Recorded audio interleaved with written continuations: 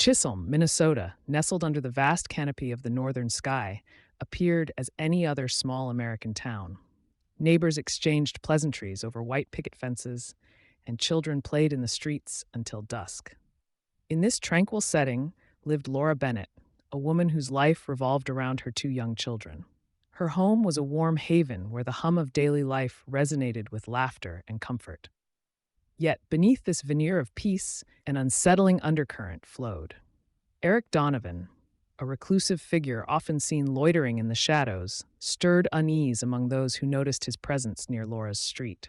His furtive glances and unpredictable movements did not go unnoticed by the observant eyes of Chisholm's residents. Laura's routine was as predictable as the seasons. Each night she would meticulously check on her sleeping children before retiring to her own room. But on this particular July evening in 1986, the stillness was shattered by a piercing scream emanating from the Bennett household. The community awoke to chaos. Neighbors gathered outside Laura's home, their faces etched with shock and disbelief. Inside, first responders grappled with a scene of horror, a chaos that would later hinder their ability to gather crucial evidence. Laura lay motionless in her bedroom, clutching a piece of torn fabric in her hand, a potential clue to the identity of her attacker.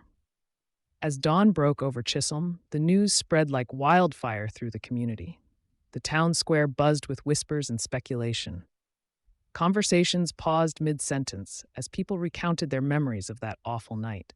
Among them was John Phelps, a close friend of Laura's who had always been considered trustworthy.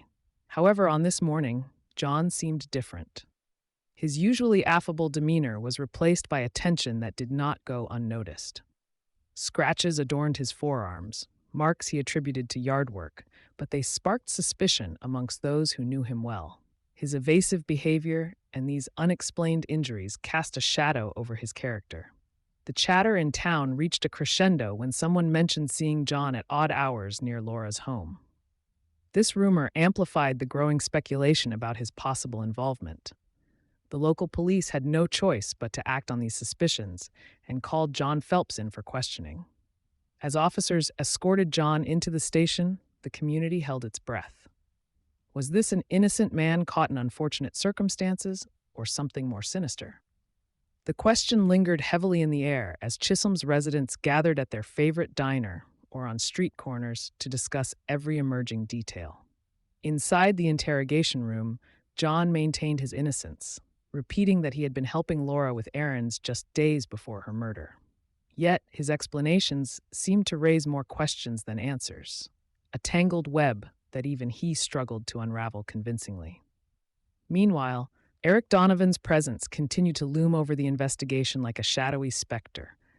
His sporadic appearances and inexplicable behavior kept him on the periphery of suspicion, but never quite within reach of concrete evidence. As dusk fell once more over Chisholm, uncertainty gripped its residents tighter than ever before. They craved answers, but were left with only more questions that kept them awake long after dark. In a town torn between fear and curiosity, the realization dawned with chilling clarity. If John Phelps wasn't guilty, then someone else among them was still free. And as night descended again upon this quiet town, it became increasingly evident that Laura Bennett's murderer might be closer than anyone dared to admit, a truth poised to unravel Chisholm's fragile peace at any moment.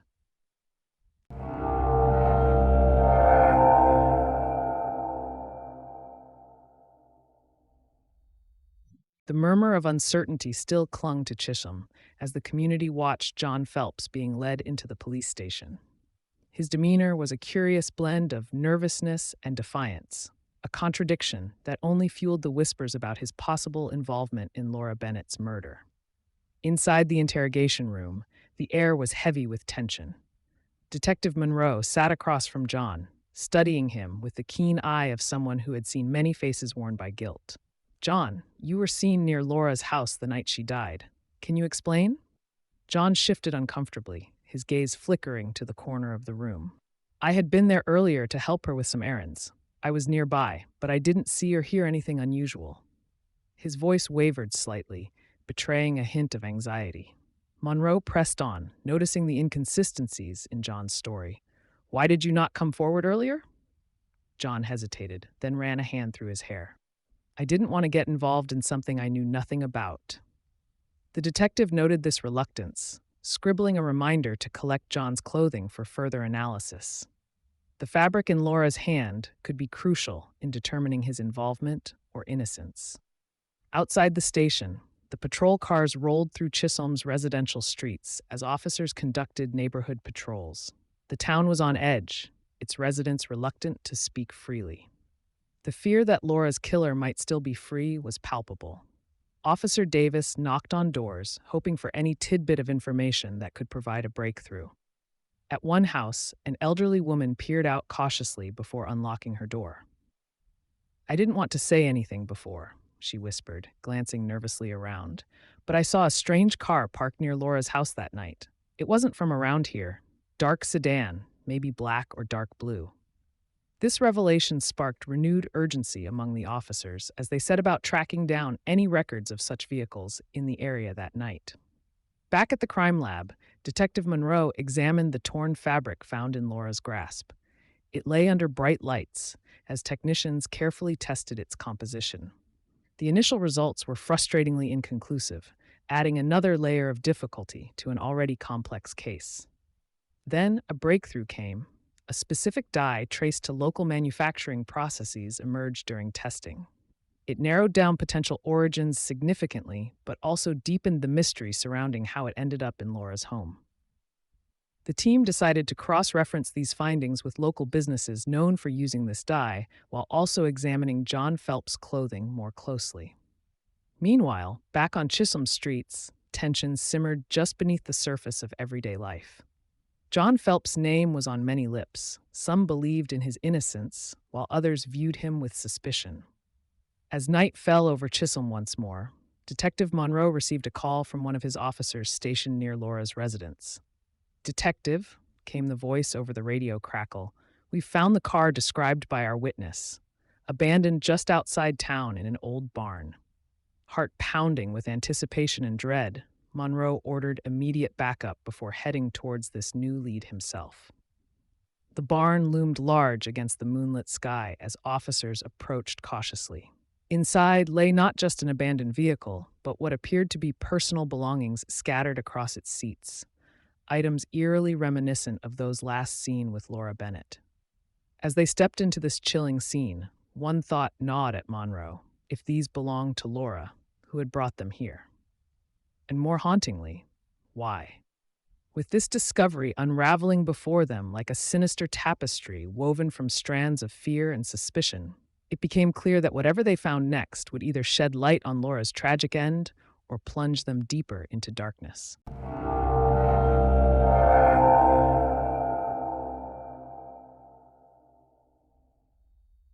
The barn, a silent witness to secrets untold, left Detective Monroe and his team with more questions than answers. But as the investigation dragged on, it became evident that without new leads, the case would stagnate. By the early 1990s, the Chisholm Police Department found itself in a state of frustration and helplessness. Resources were stretched thin, public interest waned, and detectives felt the weight of failure. Detective Monroe sat in his dimly lit office, sifting through a mountain of cold files. His eyes landed on a report from years ago, a minor disturbance involving Eric Donovan. It was a detail overlooked amid the chaos, but now intriguing enough to warrant attention. Despite the potential lead, the file was pushed aside as the department struggled with dwindling manpower and mounting pressure to solve other crimes. Years passed, and those dusty files sat forgotten until one fateful day when Monroe's successor stumbled upon them. The faded documents hinted at connections previously ignored, reigniting a flicker of hope in the now cold case. At the Chisholm Community Center, tensions flared during a town hall meeting. Concerned citizens voiced their frustration, questioning the police's efficacy in solving Laura Bennett's murder. Heated debates echoed through the hall as accusations of incompetence flew amidst desperate pleas for justice. In the midst of this turmoil, Laura's children took to the podium. Their voices, tinged with sorrow and determination, pierced through the chaos. "We just want closure," they implored. "Please don't let our mother be forgotten." Their plea galvanized some detectives to revisit abandoned leads with renewed vigor. A fresh team was assigned to reevaluate every fragment of evidence gathered over the years. Detective Sarah Jensen led this new charge, determined to unravel mysteries long thought unsolvable. In St. Paul's forensics lab, technological advances held promise for dormant cases like Laura's. However, as Jensen soon discovered, many pieces of evidence remained untested due to past limitations in forensic science. Hair samples retained but never analyzed for DNA. The lab technician explained apologetically, "Back then, we lacked the technology to process these samples effectively." Jensen's eyes lit up with a glimmer of hope. "Can we test them now?" she asked eagerly. "With today's technology," the technician assured her, "we might find something useful." This revelation fueled Jensen's determination further. She ordered all pertinent evidence to be resubmitted for comprehensive retesting. As modern science breathed new life into old cases, hope surged once more within Chisholm's detective department. Yet beneath this optimism lurked an unspoken fear. What if even this effort proved fruitless? Meanwhile, back in Chisholm, whispers began anew as news spread about revived interest in Laura Bennett's case. Residents speculated about what lay hidden for decades and whether justice could finally be served. Then came an unexpected twist. DNA results revealed traces not only linking Donovan, but also suggesting an accomplice whose identity remained shrouded in mystery. Late one evening at the precinct, Jensen received a call that sent chills down her spine.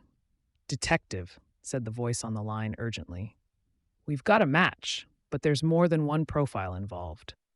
The words lingered ominously as Jensen processed their implications. As she hung up the phone, a realization settled over her like a gathering storm. This wasn't just about finding who killed Laura Bennett. It was about uncovering how many were involved and why they had remained undetected for so long. The investigation had taken an unforeseen turn, leaving Jensen staring into an abyss filled with uncertainty and danger. A case that had once seemed clear-cut, now twisted into something far more sinister than anyone had dared imagine.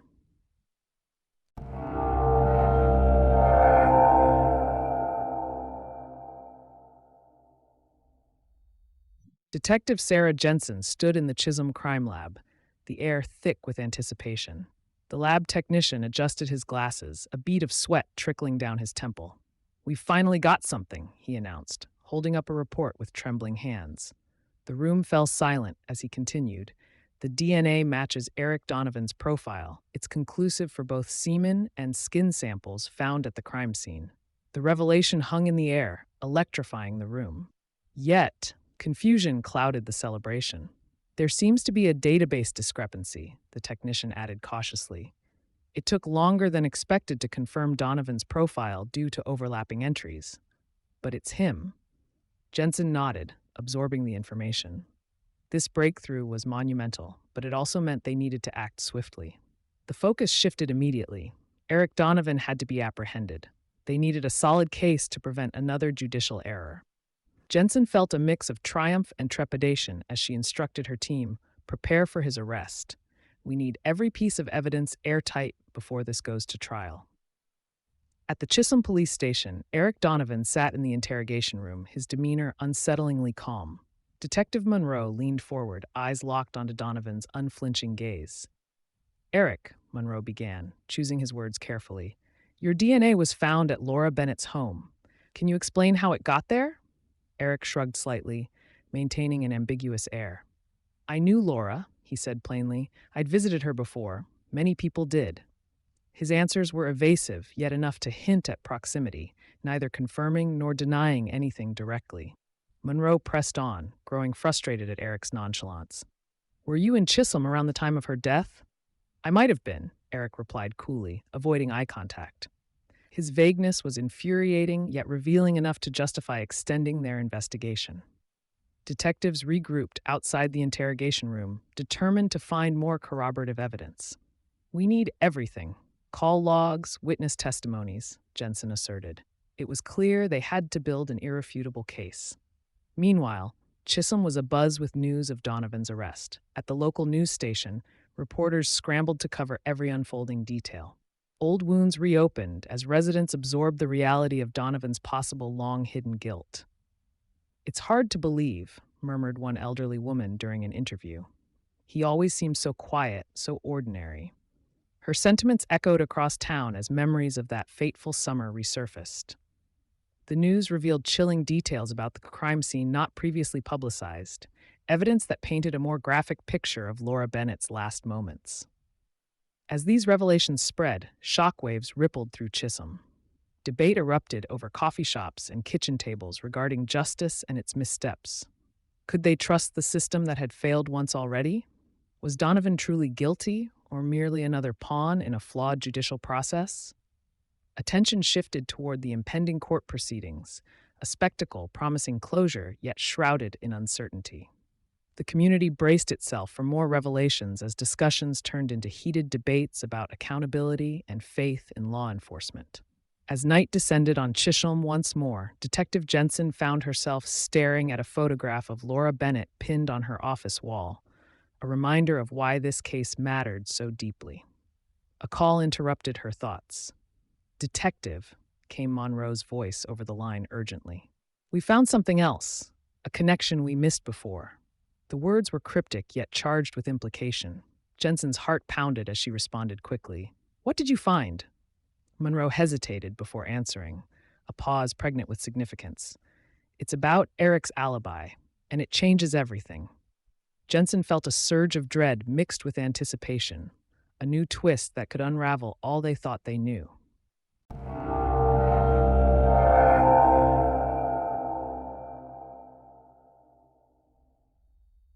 The courtroom buzzed with hushed anticipation as Eric Donovan sat in the defendant's chair, his expression unreadable.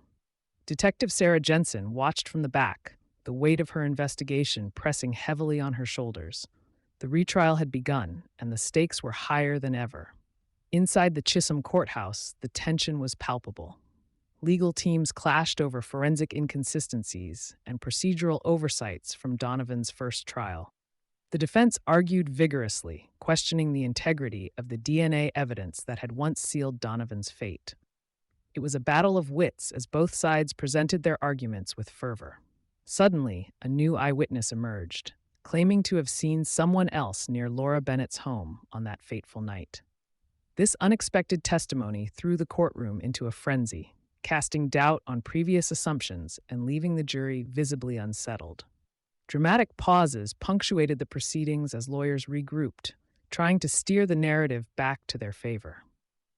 Outside, a storm of media activity swirled around the courthouse steps. Cameras flashed incessantly while reporters shouted questions at anyone emerging from the courtroom. The relentless coverage seeped into public opinion, potentially swaying juror biases despite efforts to maintain impartiality. Sensational reports introduced alternate suspect theories, reigniting debates across Chisholm. The judge responded swiftly with a strict gag order, an attempt to contain the trial's influence within legal bounds and shift focus to behind closed doors legal maneuvering. Back inside, jurors faced an intense deliberation process. They grappled with personal and ethical dilemmas as they reflected on both new and old evidence presented during the trial. Tensions flared in the cramped deliberation room as each juror weighed their convictions against newfound information. One juror, previously steadfast in their belief of Donovan's guilt, began reconsidering after hearing the new eyewitness account. The testimony's credibility stirred doubt within them, igniting critical discussions among the group. As decision time approached, every whispered argument and fervent plea seemed to echo beyond those walls into Chisholm itself. The weight of their verdict loomed large over both jury and community alike. When finally called back into court, the jury's verdict held the air taut with suspense. "We find Eric Donovan guilty," announced the foreman, his voice cracking slightly under pressure. The ruling sent ripples through those gathered. Some sighed with relief, while others murmured discontentedly about justice served or justice denied yet again. Detective Jensen left silently amidst mixed reactions, her mind a whirlwind of thoughts about justice's elusive nature. As she walked away from the courthouse steps where media still lingered hungrily for any scrap of post-trial drama, a chilling realization settled over her. Though Eric Donovan was convicted once more, questions lingered about what truly transpired that night in 1986 and whether all responsible parties had been brought to justice. This haunting ambiguity clung stubbornly like mist in Chisholm's early morning air, a reminder that even when cases close in courtrooms, they often remain open ended in human hearts.